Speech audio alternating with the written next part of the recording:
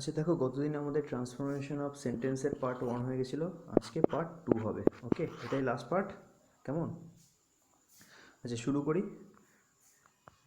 আচ্ছা দেখো, তো আমরা এটুকু এতদিনে শিখেছি যে মিনিং অনুযায়ী সেন্টেন্সকে, যে কোনো সেন্টেন্সকে 5টা ভাগে ভাগ করা যায়। একটা সেন্টেন্স রয়েছে, মিনিং অনুযায়ী সেন্টেন্সটাকে 5টা ভাগে ভাগ করা যায়। কী কী হলো? অ্যাসার্টিভ, ইন্টারোগেটিভ, ইম্পারেটিভ, অপটেটিভ আর এক্সক্লামেটরি। তাই তো, এটা তো আমরা জানি মিনিং অনুযায়ী সেন্টেন্সটাকে 5টা ভাগে ভাগ করা যায়। এবার যদি আসি ফরমেশন অনুযায়ী সেন্টেন্সকে কটা ভাগে ভাগ করা যায়? 3টে ভাগে ভাগ করা যায় ফরমেশন অনুযায়ী। ফরমেশন মানে কি? গঠন। আর মিনিং মানে কি? অর্থ। তাহলে অর্থ অনুযায়ী 5টা ভাগে ভাগ করা যায়, আর ফরমেশন অনুযায়ী যে কোনো সেন্টেন্সকে 3টে ভাগে ভাগ করা যায়। তাই তো? তো সেই সেন্টেন্সকে কী কী ভাগে ভাগ করা যায়? একটা হচ্ছে সিম্পল, একটা হচ্ছে কম্পাউন্ড, আর একটা হচ্ছে কি কমপ্লেক্স। তাই তো, সিম্পল, কম্পাউন্ড আর কমপ্লেক্স। এবার আমরা প্রত্যেকটা ডেফিনেশন অল্প অল্প করে বুঝে নিই, তারপরে ইউজগুলো শিখবো। কেমন? তো ফার্স্টে আসি সিম্পলে। সিম্পল ব্যাপারটা কি? দেখো, নামের মধ্যেই রয়েছে সিম্পল। তাই তো, সিম্পল মানে কি? একটা ভার্ব থাকবে। ভার্ব কটা থাকবে? একটাই ফিনিট ভার্ব থাকবে। ফিনিট মানে সে কমপ্লিট ভার্ব। ওকে, একটাই ফিনিট ভার্ব থাকবে যে সেন্টেন্সে, সেই সেন্টেন্সটা কি? সেই সেন্টেন্সটা তোমার সিম্পল সেন্টেন্স। যদি বলা হয় হি গোজ টু স্কুল, এই সেন্টেন্সে কোনো দেখো ইনকমপ্লিটেড কোনো অ্যাকশন নেই, মানে পুরো কমপ্লিট অ্যাকশন। তাই তো, সে স্কুলে যায়, হি গোজ টু স্কুল। তো এখানে আর কোনো ইনকমপ্লিট কোনো ব্যাপার নেই, আর ভার্ব একটাই, তো এটা simple sentence. Okay, I eat rice, the cow eat the cow eats grass, এই টাইপের যে সেন্টেন্সগুলো হয়, তো এগুলো কী হয়? সবসময় সিম্পল সেন্টেন্সে হয়। কেমন? আচ্ছা, কম্পাউন্ড সেন্টেন্স আর কিছুই না, দুটো সিম্পল সেন্টেন্স, সেটা অ্যান্ড দ্বারা হোক, বাট দ্বারা হোক, অথবা অর দ্বারা হোক, যে কোনো লিঙ্কিং ওয়ার্ড দ্বারা যদি যুক্ত হয় দুটো সেন্টেন্স, সিম্পল সেন্টেন্স, তাহলে সেটাকে বলা হয় কি? Compound sentence. ক্লিয়ার হয়েছে কম্পাউন্ড সেন্টেন্স? তাহলে কম্পাউন্ড সেন্টেন্সের ডেফিনেশন কি? দুটো সিম্পল সেন্টেন্স থাকবে আর কোনো লিঙ্কিং ওয়ার্ড বা কনজাংশন দ্বারা যুক্ত থাকবে, সেটা হচ্ছে কম্পাউন্ড সেন্টেন্স। তাই তো, তার মানে কম্পাউন্ড সেন্টেন্সে কটা ফিনিট ভার্ব হলো? দুটো ফিনিট ভার্ব। তাই তো, প্রথম সিম্পল সেন্টেন্সের জন্য একটা ভার্ব, আর পরে সিম্পল সেন্টেন্সের জন্য আর একটা ফিনিট ভার্ব। তো দুটো মিলে কী হলো? কম্পাউন্ড সেন্টেন্স হলো। বুঝতে পেরেছো? যদি বলা হয় he goes to school and also goes to tuition class, তো এরকম যদি হয় হি গোজ টু স্কুল, তো দেখো হি গোজ টু স্কুল, এটা ফিনিট ভার্ব, কমপ্লিটেড অ্যাকশন। তো প্রথমটা simple sentence, and he also goes to tuition class, এখানে একটাই ভার্ব রয়েছে, গোজ। তো পরের সেন্টেন্সটা ফিনিট ভার্বে রয়েছে, প্লাস সিম্পল সেন্টেন্সেই রয়েছে। তাহলে দুটো সিম্পল সেন্টেন্স কী দ্বারা যুক্ত করলাম? অ্যান্ড দ্বারা যুক্ত করলাম। এক্ষেত্রে অ্যান্ডটা কি? অ্যান্ডটা হচ্ছে আমাদের একটা কনজাংশন। বুঝতে পেরেছো? তো দুটো সিম্পল সেন্টেন্স এক্ষেত্রে অ্যান্ড দ্বারা যুক্ত করেছি, তাই ওটা কি? আমাদের কম্পাউন্ড সেন্টেন্স। কেমন? নেক্সট যেটা আসে সেটা হচ্ছে কমপ্লেক্স। যেরকম কমপ্লেক্স নামও, মানে যেরকম নাম সেরকমই এর ইউজটাও জটিল। তাই তো, জটিল বাক্য যাকে বলা হয়। তো এক্ষেত্রে কি বলতো, নিয়ম তো তোমাকে বলে দেবো যে কীভাবে কী নিয়মে করলে কোনো সেন্টেন্সকে কমপ্লেক্স করা হয়, কিন্তু এর ব্যাপারটা বোঝা একটু জটিল।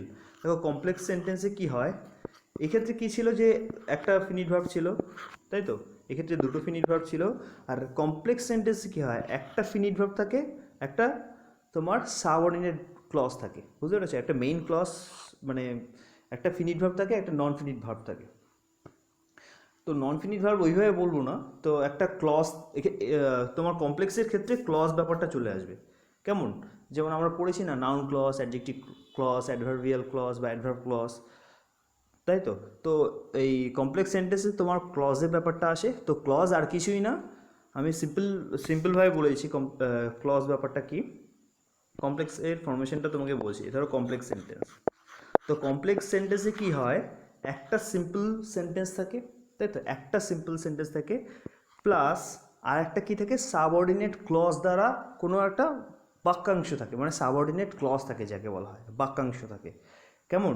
তো এই দুটো কম্বিনেশনকে বলা হয় তোমার কমপ্লেক্স সেন্টেন্স। বুঝতে পেরেছো? যদি বলা হয় সিম্পল সেন্টেন্স, বলছি আই নো, আমি জানি, হোয়ার he was born, I know, এটা একটা sentence, I know where he was born, এরকম রয়েছে একটা সেন্টেন্স। তা দেখো, আই নো ওটা কী রয়েছে? সিম্পল সেন্টেন্সে রয়েছে। বাকি কি রয়েছে? হোয়ার, WH ওয়ার্ড, যেটা দ্বারা যুক্ত করতে হবে, WH word. Where he was born, এটা কিন্তু কমপ্লিট একটা সেন্টেন্স নয়, এখানে কোনো ফিনিট ভার্বও নেই আর সেন্টেন্সটা কমপ্লিটও নয়, এটা একটা সাবঅর্ডিনেট ক্লজ। ওকে, সাবঅর্ডিনেট ক্লজ মানে হচ্ছে যার একটা মেইন ক্লজ রয়েছে। সাবঅর্ডিনেট ক্লজ কেন বলা হয় এটুকুকে? সাবঅর্ডিনেট মানে হচ্ছে কারো অধীনে রয়েছে এমন। এটা কার অধীনে রয়েছে? আই নো এই সেন্টেন্সটার অধীনে রয়েছে। এর নিজস্ব কোনো অস্তিত্ব আছে কি? একদম সিম্পল ব্যাপারে সিম্পলভাবে বলছি, ধরো আই নো, আমি জানি, তো এখানে কোনো ব্যাপারটা আনক্লিয়ারের ব্যাপার কোনো কিছু নেই। কিন্তু যদি এরকমভাবে সেন্টেন্সটা নেওয়া হয়, হোয়ার হি ওয়াজ বর্ন, যেখানে সে জন্মগ্রহণ করেছিল, তো এই সেন্টেন্সের কি কোনো মানে হয়? একটা ইনকমপ্লিটেড ফিলিং একটা থাকে না আমাদের মধ্যে, যে একটা ফিলিংস রয়ে গেছে জন্য ইনকমপ্লিট সেন্টেন্সটা, হোয়ার হি ওয়াজ বর্ন, সে যেখানে জন্মেছে, তো এর মানেটা কি? কিছু তো দরকার। তার মানে এই সেন্টেন্সটা, এই যে পোর্শনটুকু রয়েছে, বাক্যাংশটুকু রয়েছে, তো এর অর্থ মানে এটা পুরোপুরি অর্থহীন হবে যদি আই নো পোর্শনটা আমরা না ইউজ করি। বুঝতে পেরেছো? এই জন্য আই নোটা মেইন ক্লজ আর হোয়ার হি ওয়াজ বর্ন এটা হচ্ছে সাবঅর্ডিনেট ক্লজ। বোঝা গেল? মানে আই নোটা একদম ফ্রিলি, মানে ফ্রিডম রয়েছে ওর, মানে ও যে কোনো জায়গায় বসতে পারে। কিন্তু হোয়ার হি ওয়াজ বর্ন এটা কোনো মেইন ক্লজ ছাড়া বসতে পারে না। বুঝতে পেরেছো? ক্লিয়ার হয়েছে ব্যাপারটা? যাই হোক, তো এটাই হচ্ছে কমপ্লেক্স, কম্পাউন্ড আর সিম্পল সেন্টেন্সের ডেফিনেশন। বুঝতে পেরেছো? তো আমরা দেখেই বুঝতে পারবো যে কোনটা সিম্পল সেন্টেন্স, কোনটা কম্পাউন্ড আর কোনটা কমপ্লেক্স। যদি দেখি যে অ্যান্ড বাট রয়েছে তাহলে ডেফিনেটলি ওটা কম্পাউন্ড। যদি দেখি যে ডব্লিউএইচ ওয়ার্ড রয়েছে বা দ্যাট রয়েছে তাহলে সেটা কি? কমপ্লেক্স। আর যদি দেখি যে এর মধ্যে কিছুই নেই তাহলে সেটা সিম্পল। ক্লিয়ার? এবার আমি কিছু নিয়ম বলে দিচ্ছি যে কীভাবে কোনো কম্পাউন্ড অথবা কমপ্লেক্সকে কনভার্ট করবে সিম্পল সেন্টেন্সে, অথবা কিছু অথবা কোনো সিম্পল বা কমপ্লেক্সকে করবে কম্পাউন্ডে বা ভাইস ভার্সা। বুঝতে পেরেছো? যাই হোক, এবার দেখো এখানে কিছু নিয়ম রয়েছে, তো এক এক করে বলে দিই, বেশি টাইম লাগবে না এতে। আচ্ছা, যাই হোক, দেখো ফার্স্টে রয়েছে কি কনজাংশনস। কনজাংশন মানে কি? Linking word used in compound sentence, মানে কোন কোন লিঙ্কিং ওয়ার্ড কম্পাউন্ড সেন্টেন্স করতে গেলে ইউজ করতে হয়। ধরো একটা সিম্পল সেন্টেন্স রয়েছে একটা, অথবা একটা কমপ্লেক্স সেন্টেন্স রয়েছে, তো এই দুটো থেকে আমরা কনভার্ট করতে হবে কিসে? কম্পাউন্ডে। ওকে, দুটো থেকেই আমরা কনভার্ট করবো কিসে? কম্পাউন্ডে। তো এই যে কনজাংশনগুলো রয়েছে এগুলোর দ্বারা আমরা কি করব? কম্পাউন্ডে কনভার্ট করব কোনো সিম্পল অথবা কমপ্লেক্স সেন্টেন্সকে। বোঝা গেল? ফার্স্টে দেখো নট অনলি বাট অলসো দিয়ে করতে পারি আমরা। ভালো করে মনে রাখো, এগুলো একদম পড়তেই হবে। আমি শুধু ইম্পর্টেন্ট মানে যেগুলো পরীক্ষা এক্সামে আসে সেগুলোর থেকেই দিয়েছি, এক্সট্রা আমি কিছু নেইনি। তো নট অনলি বাট অলসো দিয়ে করলে সেটা কী হবে? Compound sentence. অ্যান্ড যদি যুক্ত করি তাহলে সেটা কী হবে? Compound sentence. বোথ আর বোথ অ্যান্ড দুটোর মানে হচ্ছে কি? উভয়। ঠিক আছে, মানে অ্যান্ড মানে এবং বা আর বলতে পারি, আর বোথ ডট ডট অ্যান্ড মানে হচ্ছে কি? উভয়। তো সেই অর্থে আমরা ইউজ করতে পারি। বাট মানে কি? কিন্তু অর্থে ইউজ করতে পারি। ইয়েট মানে কি? তা সত্ত্বেও। ইয়েট মানে কিন্তু এখনও অর্থে নয়, কিন্তু সেটা অ্যাডভার্ব হয়ে যাবে। আমি বলেছি এগুলো কনজাংশন। তো ইয়েট মানে হচ্ছে কি? এখনও নয়, সরি, ইয়েট মানে হচ্ছে তবুও। এক্ষেত্রে এর মানে কি? তবুও, তা সত্ত্বেও যাকে বলা হয়। নেভারদিলেস একই। নট উইথস্ট্যান্ডিং এর মানেও তাই, তা সত্ত্বেও। বোঝা গেল? আইদার অর মানে তোমাদের জানা রয়েছে, হয় এটা না হয় ওটা। আর নাইদার মানে হচ্ছে এটাও না ওটাও না। আর আদারওয়াইজ মানে হচ্ছে না হলে অন্য একটা, এরকমভাবে বলতে এসে। তো বুঝতে পেরেছো কী কী কনজাংশন ইউজ করা হয় কম্পাউন্ড সেন্টেন্সে? ভেরি গুড, এগুলো একদম মেমোরাইজ করতে হবে, মুখস্থ করতে হবে পুরোপুরি। আচ্ছা, পরেরটা দেখো কীভাবে আমরা সিম্পল সেন্টেন্স করব।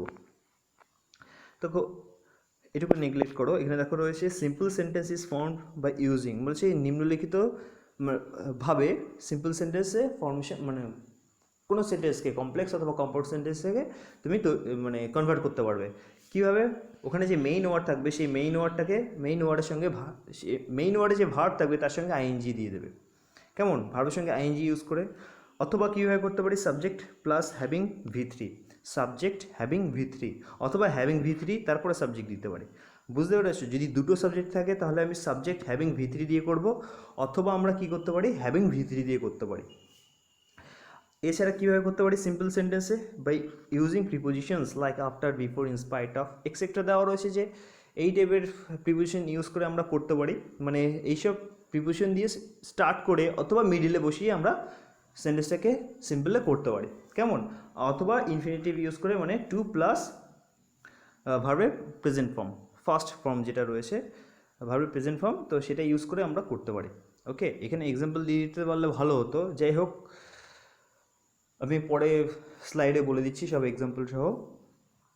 আচ্ছা, পরে কি রয়েছে দেখো, complex sentence is formed by using. এবার দেখো কমপ্লেক্স সেন্টেন্স বলেছে, এটাকে কিভাবে করতে হবে বা করা যায়, করা যেতে পারে। দেখো দ্যাট মেইন হচ্ছে 90% করা হয় দ্যাট দিয়ে, ওকে, 90% করা হয় কি দিয়ে, দ্যাট দিয়ে। আর বাকি কি কি দিয়ে কমপ্লেক্স সেন্টেন্স করা যায়, যেটা ক্লজের আন্ডারে আসে, সেটা হচ্ছে কি ডব্লিউএইচ ওয়ার্ড যেগুলো রয়েছে, when, what, how, why, who, where, where ever etcetera, যেগুলো ডব্লিউএইচ দিয়ে যে ওয়ার্ডগুলো রয়েছে, তো সব কটা মানে প্রত্যেকটা ওয়ার্ড প্লাস দ্যাট দিয়ে যদি আমরা চেঞ্জ করি সেটা ক্লজে কনভার্ট হয়ে যায়। তো সেইভাবেও আমরা কি কমপ্লেক্সে কনভার্ট করতে পারি, ওকে। আর কি অ্যাজ সুন অ্যাজ ইউজ করতে পারি। অ্যাজ সুন অ্যাজ মানে হচ্ছে যখনই, অ্যাজ সুন অ্যাজ মানে কি যখনই এটা হলো তখনই আর একটা কাজ হলো, সে অর্থে নো সুনার হ্যাড দিয়েও আমরা করতে পারি, ওকে। যাই হোক, পরেরটা কী রয়েছে দেখো, অলদো অথবা দো, অলদো দিয়ে করতে পারি অথবা দো দিয়েও করতে পারি, দুটোর মানে একই। তো আমি প্রেফার করবো তোমরা যে অলদো দিয়ে দিই। আচ্ছা যাই হোক, বাকি দেখো বিকজ রয়েছে আর অ্যাজ রয়েছে, আর আনলেস আর ইফ রয়েছে। আনলেস মানে হচ্ছে যদি না, ইফ মানে হচ্ছে যদি, আর বিকজ মানে কি কারণ, অ্যাজ মানে যেহেতু। তো এইগুলো ইউজ করে আমরা করতে পারি কমপ্লেক্স সেন্টেন্সে কনভার্ট, তাই তো। আচ্ছা যাই হোক, পরের ভিডিওতে আমি বাকিগুলো বলে দিচ্ছি, কেমন।